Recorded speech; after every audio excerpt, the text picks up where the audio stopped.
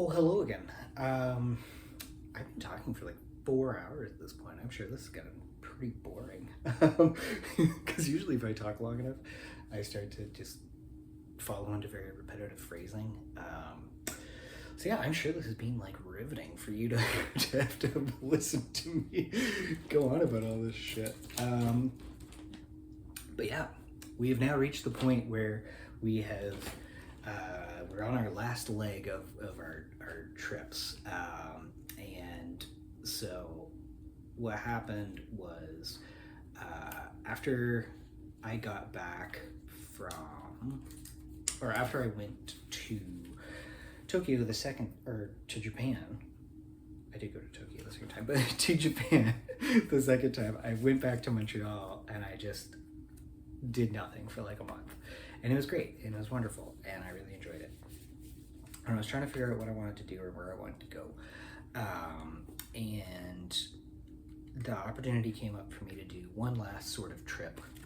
And so I decided I wanted to go to, I wanted to do kind of like a Beatles inspired, it started off as like kind of like a Beatles inspired like history trip, but there was all other reasons for why I was going. So one part of it was I wanted to go to Hamburg, I wanted to go to Manchester, I wanted to go to Liverpool, and then I wanted to go to Brussels. And I started off by wanting to go to Hamburg because one, I'm a big fan of SC St. Pauli, which is the coolest local football team, and I wanted to go see their stadium, and I wanted to do like a stadium tour and all that rest of the stuff. They'd also been promoted.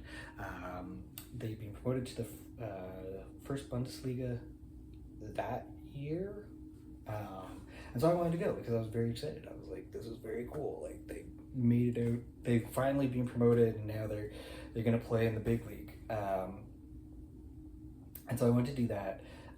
The Beatles got their first start in Hamburg, and they played at a place called the Indra there, where they were hired on to play. And so I wanted to go see that, and I had also never been to Germany before, but I learned about there's an island off the coast that you could visit. Called Helgoland. So I was like, okay, I want to go there as well. And got on a plane, headed over to Hamburg, and we landed. There's a brief stay in Amsterdam on the way, but we got there fine. Got checked into the hotel. All that was really good.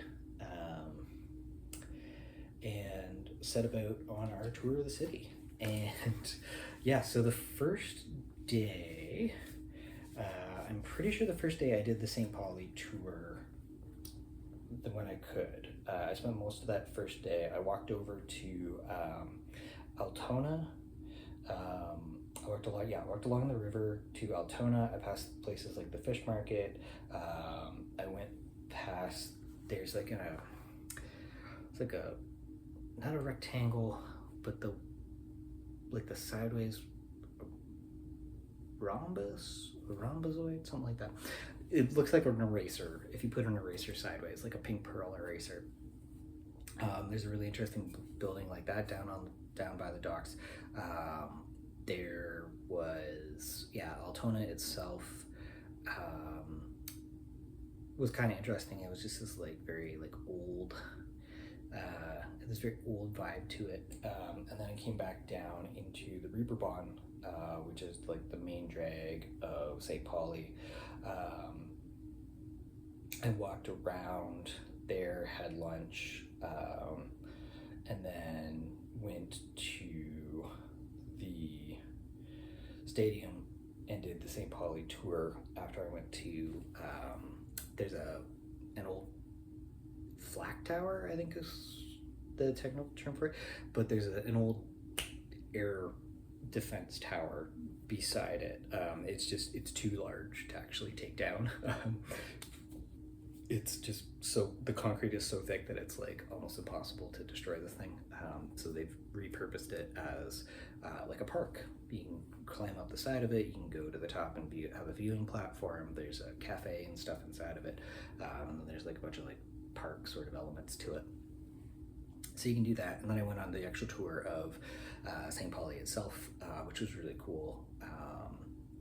And yeah, like we got to go into like the dressing room where they get ready and stuff. We got to walk through the tunnel out onto the pitch. We got to go sit in the benches on the side of the pitch. We got to go see some of the private boxes and stuff. It was really cool. It was a really neat tour, and I thought that was really awesome. I guess in that sense, like European football, those stadiums are in a lot of ways more unique. That's kind of like it's kind of like baseball in that sense. They're very unique to what they are. But yeah, it was really cool. So the first day, I spent most of my time there. And then I think the second day I took the ferry out to Helgoland. And so Helgoland is, it's an island that's right here in the North Sea. And so Hamburg is here. I think it took like 3, maybe 4 hours to get there. And along the way you stop in a couple places, and then you get to Helgoland. And Helgoland is really interesting. It's this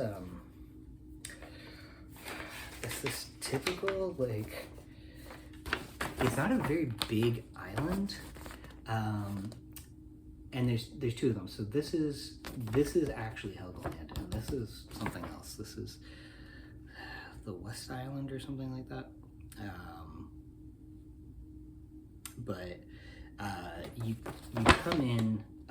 Here is like here or here is where the ferry lands, depending on the weather.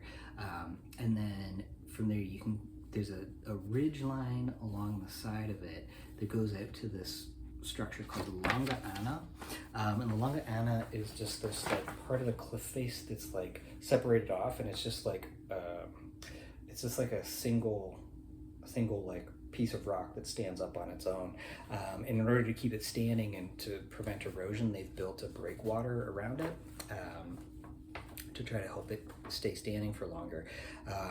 But yeah, like to get access up to this exit or to the top of this ridge here, that happened by almost accident, because the British, this was part of the British occupation zone of Germany, and after World War II, and they just detonated all the munitions that they could on it, and then they used it as a place to sort of practice their bombing runs and things like that.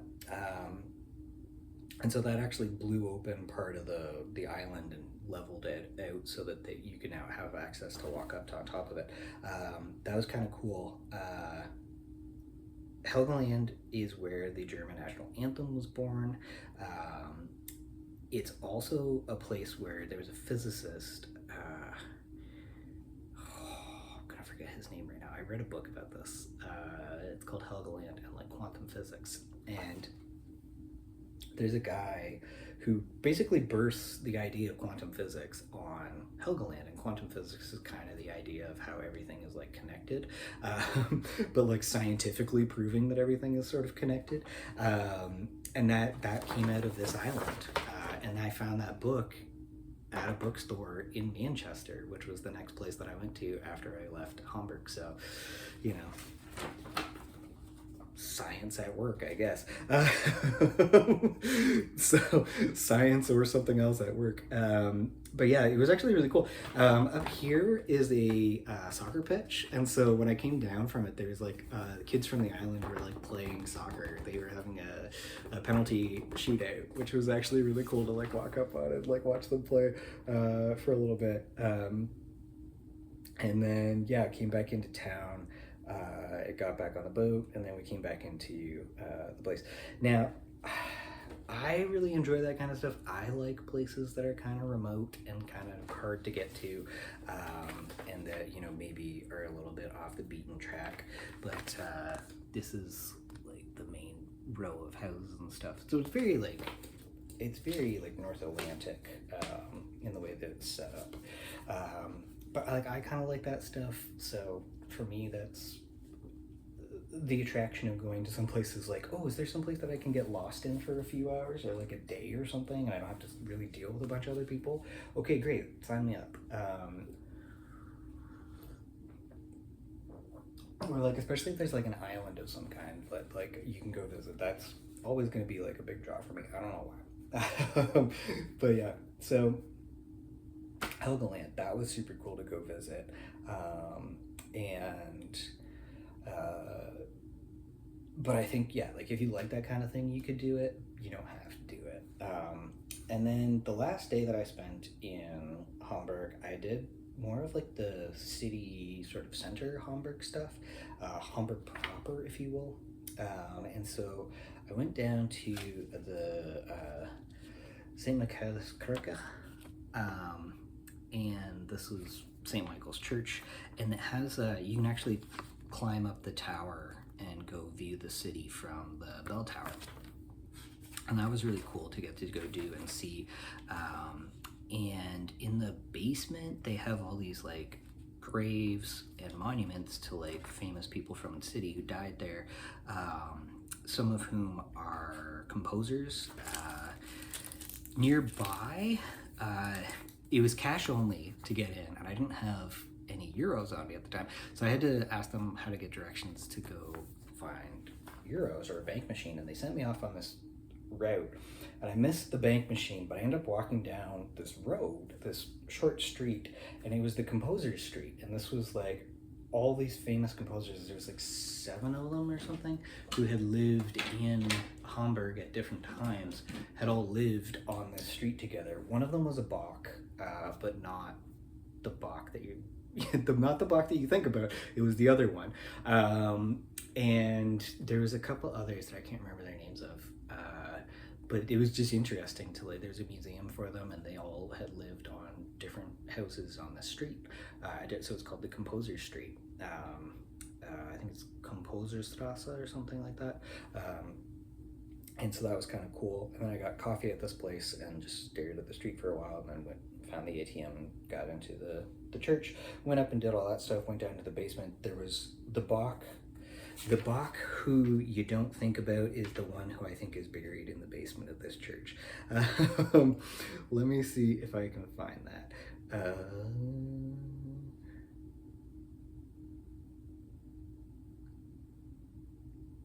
No, Carl Philipp Emanuel Bach. That's it, Carl Philipp Emanuel Bach. That's the one. So yeah, not the one that you think about. But the other one, yeah, he's buried in the basement apparently. And like just some other people from the area who were important. And yeah, so that was kind of interesting. And then from there I went down and did I wanted to do something to deal with sort of the Holocaust history. Outside of Hamburg was a concentration camp. I believe it was called Neumann.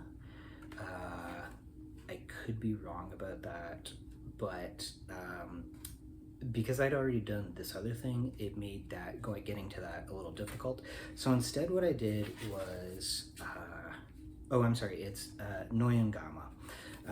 That's the name of it, the concentration camp that was outside of it. And so it was a little too far for me to get to. So instead what I did was I went to the Stadthaus. And the Stadthaus was a police,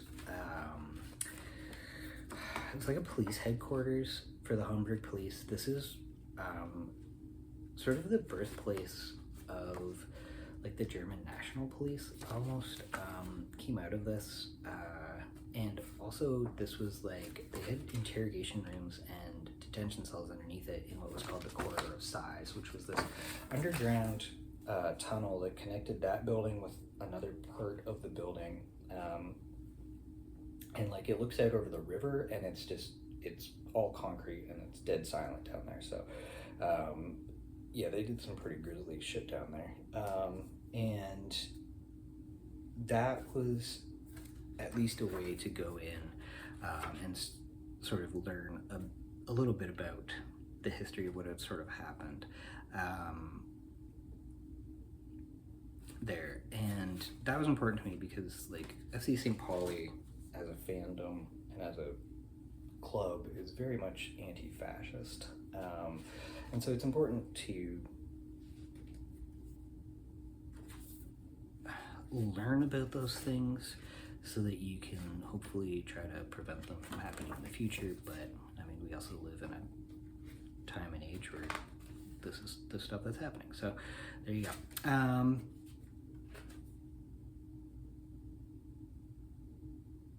Yeah, so that was interesting. It was very sad. It was definitely not a happy place to visit, but I think it was an important sort of thing to visit. And then after that, I went over to the Elbphilharmonie, which is their big sort of like opera house, orchestra house, that's down by the docks as well. They do have a water taxi that you can use to get around town, but I wasn't able to get one. And then I went over to, where did I go? I went back along the docks to where I got the ferry originally. And I learned that that dock specifically had a connection to sort of like the creation of the state of Israel. And that was because after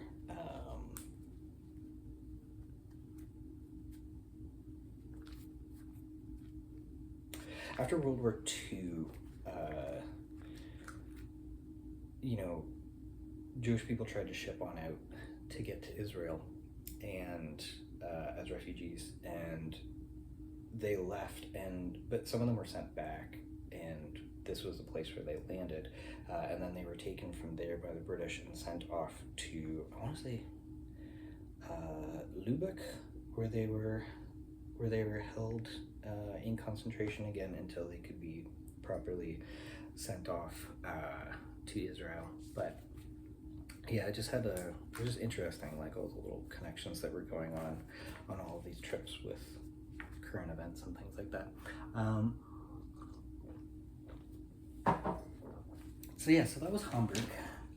I really thought it was kind of fun. I went to the Indra. You can still go to shows at the Indra if you want to like see stuff. I didn't do that, but it looked kind of interesting. Like it would be interesting to see people playing like old Beatles tunes in there, or like old rock and roll would be kind of cool. But yeah, for me the highlight was definitely getting to see FC St. Pauli's stadium and doing the tour of that. That was like super cool. So from there we went to Manchester, and I really liked Manchester. I thought it was a cool city. I went to Manchester. I got this map. This is pretty cool because Manchester has all these like little neighborhoods and stuff in it, and in some ways it felt like because London is so big and so cosmopolitan that it really doesn't have a comparable. But like Manchester kind of feels like Toronto in a way. Like it has all these little areas that are like very homogeneously together, and so it just kind of felt like very neighborhoody in that way. And I really liked it. But yeah, so I flew into Manchester, and I stayed somewhere near the city center.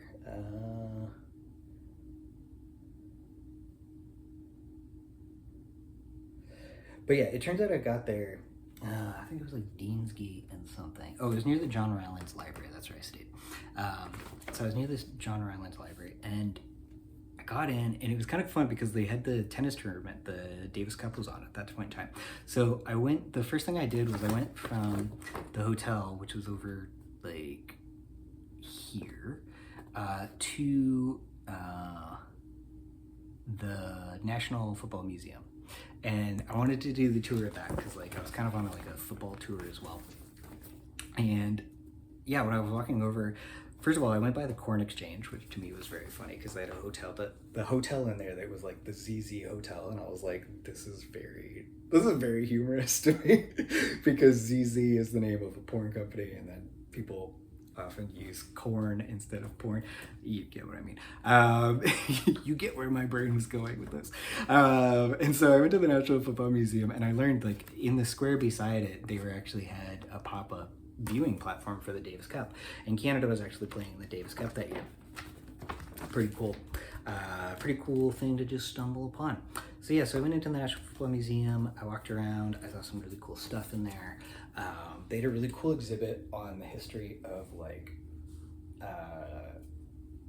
kit design and like fashion for kit design. I think it was from the brand Admiral, and how they sort of pushed forward football kit design over the decades, and that was really cool to see. And then they had like other stuff that was like items from famous matches and all the rest of it. So it was a very interesting museum. It was a very cool place that was set up.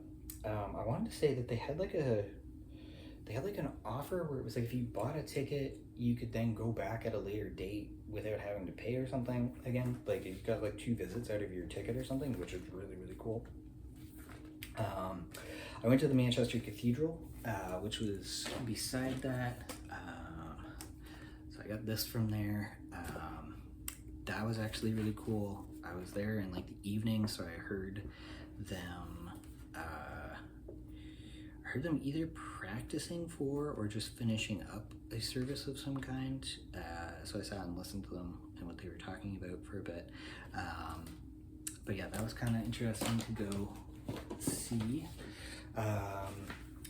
And then, yeah, from there I just went back to the hotel.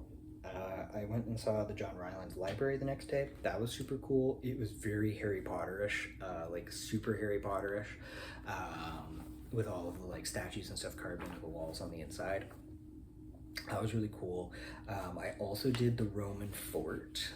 Walked down to the Roman Fort, which was super, super cool to me, because like it was just neat to see these like this Roman outpost that to some extent had survived into the modern day. I went to the Science and Industry Museum, which was also cool. And what else did I do? I walked by the Albert Hall. Wait, no, not the Albert Hall. I walked by the Free Trade Hall.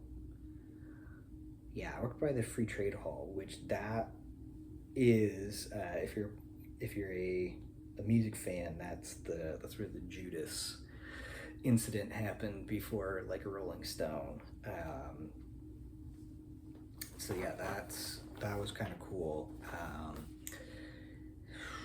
Where did I go after that? I went to the Central Library. That was interesting because it's this circular building that has the library inside of it.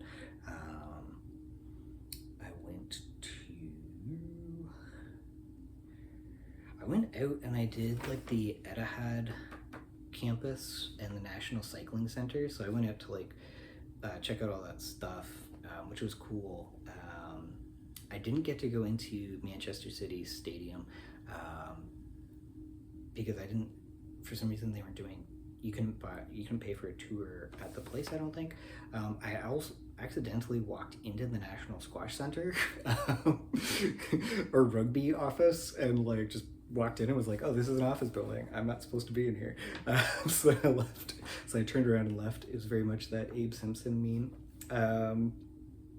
And then I went out to the Keys area and I saw Manchester United, Old Trafford. I actually went to Old Trafford, and I did the tour of that. That was really cool to also get to walk through it. And then I went back into the city center, and then yeah, the last day that I spent, I went to the Portico Library. This is cool. So I went to the Portico Library. This is a library that's sort of like hidden in the top floor of this building. You have to be buzzed in. You have to press a buzzer and they have to buzz you in to come up. And I saw this show at it that was called Future Folk, and Weird as Folk was the other one. So, and it was just these exhibits on like modern interpretations of traditional traditional sort of like mythology and like folk tales and stuff, but all localized to that area of Britain. And so it was just kind of cool to see people trying to update these things and put like a modern twist on them, and how they were going about doing that. So that was really cool to see as like an exhibit. And then of course they have books and stuff in there that you can check out. I think you have to join the club in like a sort of special way, but yeah, it was super cool. I enjoyed it. And then I went to the train station. I hung out in the Starbucks for a bit. And I had gotten a travel mug in there, but then I've since lost it somewhere. But yeah, I took the train from there to Liverpool.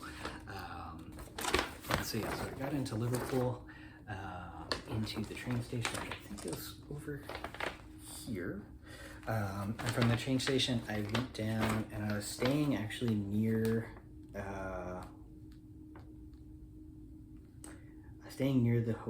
town hall. So it was like over here in the commercial district. And I really liked Liverpool. Liverpool was like a completely different vibe. Because yeah, it's a lot more, in places a lot more hilly, and it felt a little bit more in spots like Maze Lake almost than Manchester did. But it was really great. Like I went down the first day and I went and saw the Crowne Plaza, and then I went over to where the Three Graces are, which is on Canada Boulevard, and I saw the Beatles statue. And Canada Boulevard was renamed because of Canada's merchant marine efforts and the convoy system during World War II. The hotel that I was staying at was across the street from the headquarters of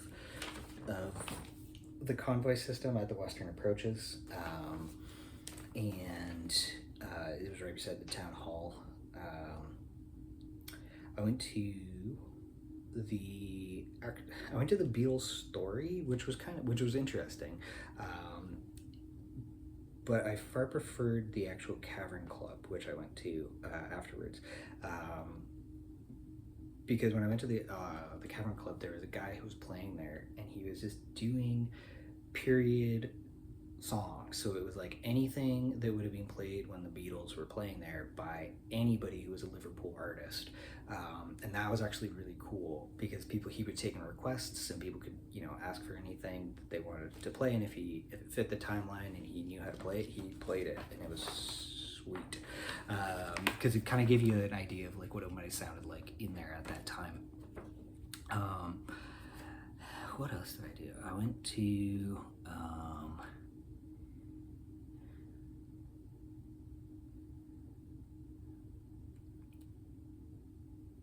I did all that stuff, which was cool. I think then the next day, I think I figured out how to do the train station. I took the train up to Crosby, the town of Crosby, and I wanted to go see where Marine FC played, because during COVID, Marine FC made it pretty far into the FA Cup tournament, which is kind of unheard of, because like their entire team made less than like the least paid player on Man City's team or something, and that's who they ended up playing in the game that they hosted there against Man City. And I was like, I want to go see this place. I want to see where these guys play. This, like, what a cool club. So I went, and I just ended up walking into the stadium. And like, it's just got like one stand essentially of seats. And then, it's just the field with, a fence around it, and then there's all these houses that back onto the field. So it's like people living in their houses have a soccer field in their backyard, which is actually kind of cool to think about. And especially if you were living there when that happened, when that game happened, because yeah, you would have got to see that for free, which was amazing. And so yeah, I just walked into the field and like there's a couple people practicing stuff, and I think he was the vice president of the club was there, and I just like talked to him. I just said hi, and we just started talking. And then he gave me like a free impromptu tour of the grounds, which was like a couple buildings and then yeah, I hung out there for a bit. I bought a shirt, and then I headed back into Liverpool. It was very cool. And I went back into Liverpool, and I went up and did Anfield. I saw Anfield, and I saw Goodison that day. I did the tour of Anfield, but Goodison I just walked around because it was pretty late in the day. But yeah, that was super cool and super fun to do. And then I did the Beatles bus tour, which was neat because you get to go, they take you out to where like they grew up, like their childhood homes. They take you down Penny Lane. They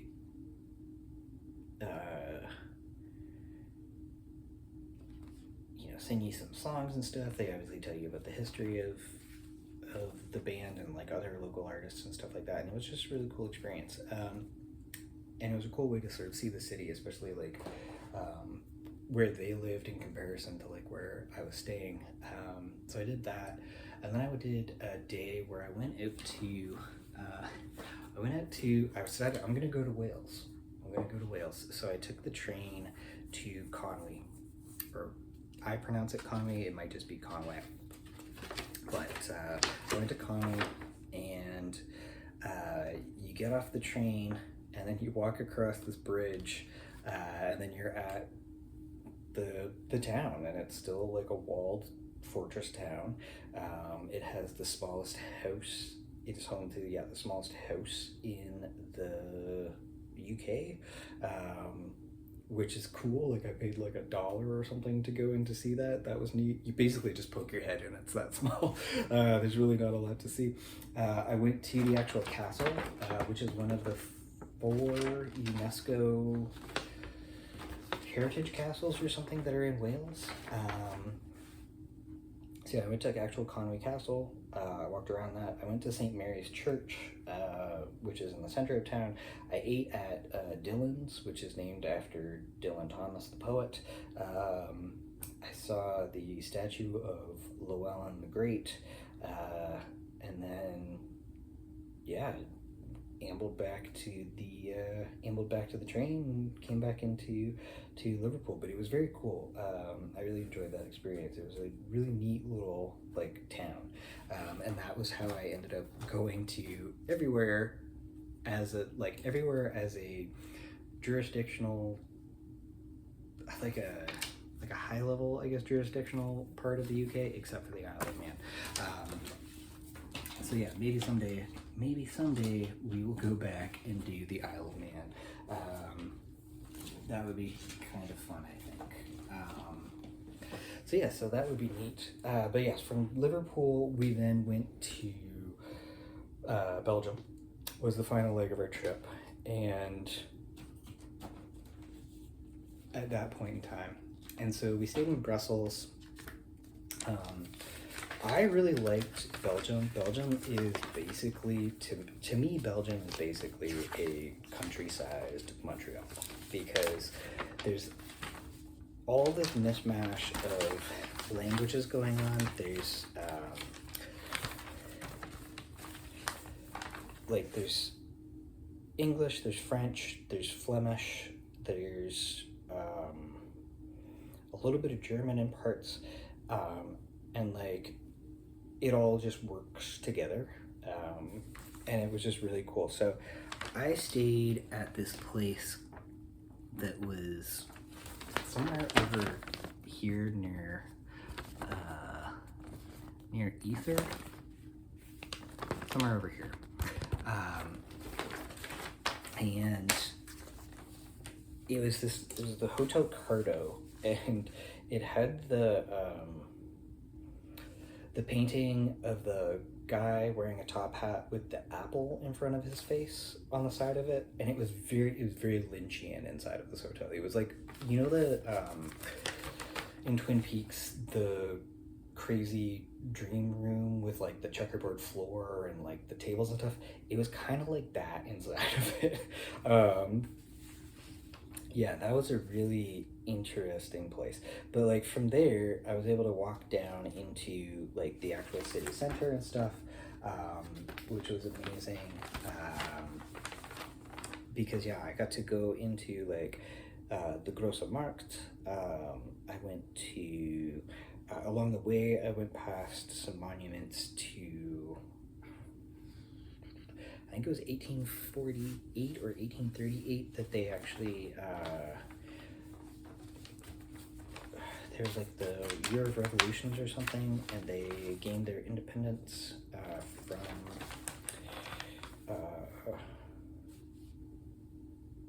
the Netherlands, or something like that.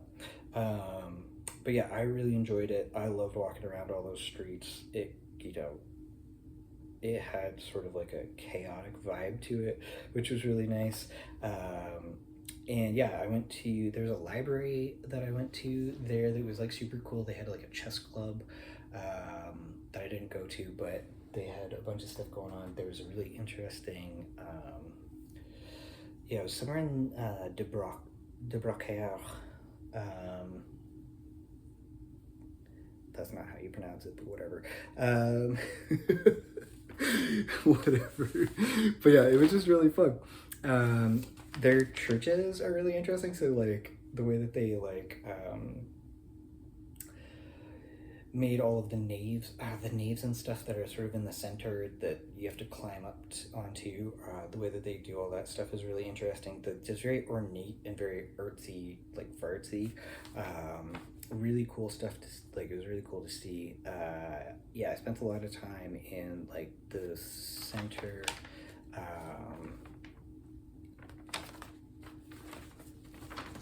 in the center of the town. I spent a lot of time there, because it's just like, it's the easiest place to get to, and there's just so much to see there. But yeah, I really enjoyed that. What else did I do?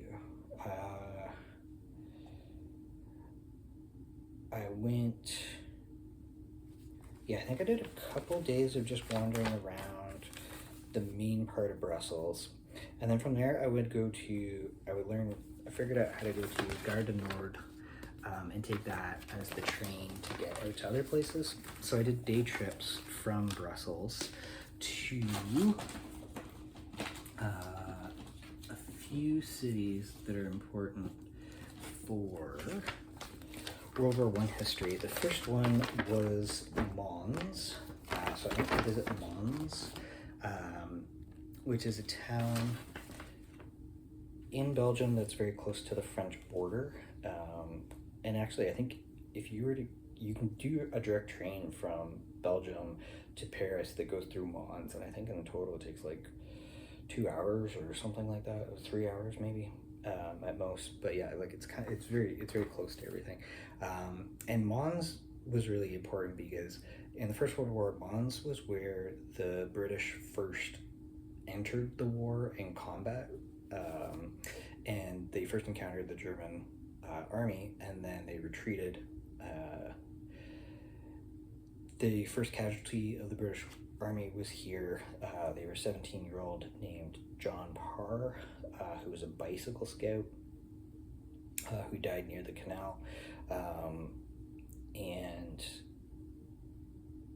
there's also an event that happened here that was called the Angels of Mons. Did I have that? Maybe I don't. Anyways, there was an event that was called the Angels of Mons, and I went to see this. I did also get this free European Capital of Culture. Every year they pick a different city in the European Union to be the capital of culture, and one year it was Mons. But yeah, it's the Angels of Mons event, and so during the retreat, allegedly, these angel